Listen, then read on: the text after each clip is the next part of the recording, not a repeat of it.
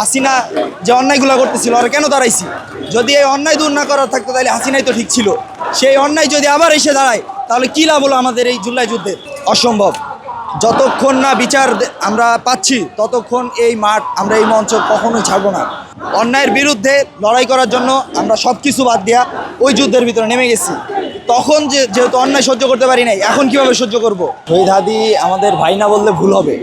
আমরা একই মায়ের পেটে না হলেও আমরা একই দেশে। সে অন্যায়ের বিপক্ষে লড়াই করতেছিল।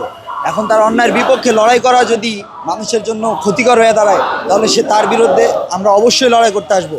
শুধু হাদি হত্যা কেন, আমি বলবো যে আপনার যে কোনো ধরনের অন্যায় ফ্যাসিবাদের বিরুদ্ধে আমরা লড়ার জন্য সবসময় একত্রিত থাকবো, সবসময় আমরা রাজি থাকবো। অসম্ভব।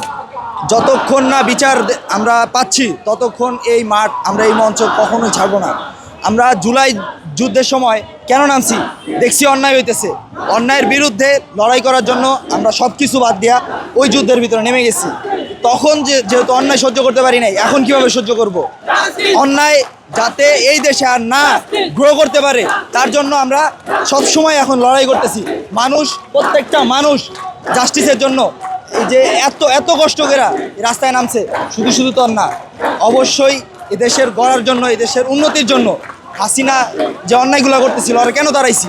যদি এই অন্যায় দূর না করার থাকতো তাহলে হাসিনাই তো ঠিক ছিল।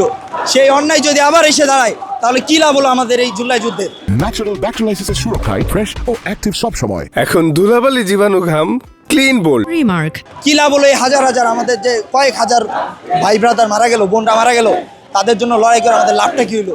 হাসিনা চলে গিয়ে লাভটা কী হলো? হাসিনা থাকলেও তো সেম অবস্থা হইতো আমাদের। তাইলে এই যুদ্ধেরও দরকার ছিল না, এখনও আমাদের মাঠে নামা দরকার ছিল না। আমরা চাই যাতে হাদি ভাইয়ের যে খুনি পালায় গেছে তারে যাতে দেশে আবার ফিরায় আনা হয়, তাকে যাতে ফাঁসিতে তোলা হয়, তার সাথে যারা জড়িত আছে সবাইকে যাতে একসাথে একই মঞ্চে দাঁড় করানো হয়। আমার দুজনের ইচ্ছা ছিল যে আমি আর আম্মু মিলে হাদি হত্যা বিচারের জন্য এখানে শাহবাগে আসবো। এই জন্যই আমরা দুজন এসেছি এখানে বিচার চাইতে। আমরা সবাই হাদির বিচার দাবি চাচ্ছি এখানে। হাদিকে কতটুকু ভালোবাসেন, কতটুকু ধারণ করেন? আমি হাদিকে অনেক ভালোবাসি। আমি ওনার সবসময় ওনাকে অনুপ্রেরণ করি, আমি ওনার থেকে অনুপ্রাণিত হই।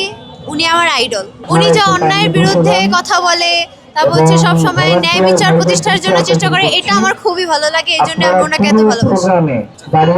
আমি অন্যায়ের বিরুদ্ধে প্রতিবাদ করতে চাই, লড়তে চাই, আর ওনার মতো শহীদ হতে চাই।